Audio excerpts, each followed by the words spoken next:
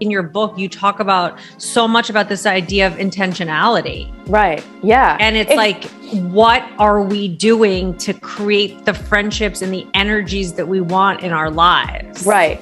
Yeah. And to bring it full circle to what you said, I think the teen years are quintessential for developing who you are.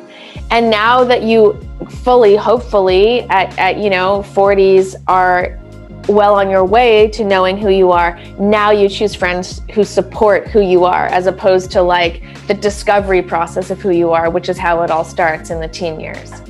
Right. But I also think in midlife, like, especially for me and a lot of the people who listen to this podcast, is like, there is an element of newly becoming and midlife reinvention journey and kind of the second half of life, which there is a lot of becoming, and like, who's gonna be in that energy with you? Yeah. Like, who wants to see you grow? And like, you talk about this idea of friendships. The ideal friendships have potential for growth and elasticity. Mm-hmm. The friendships that are like from 20 years ago, it doesn't mean that friend can't evolve with you, but there might be a strain there. Yeah, but don't just assume they will.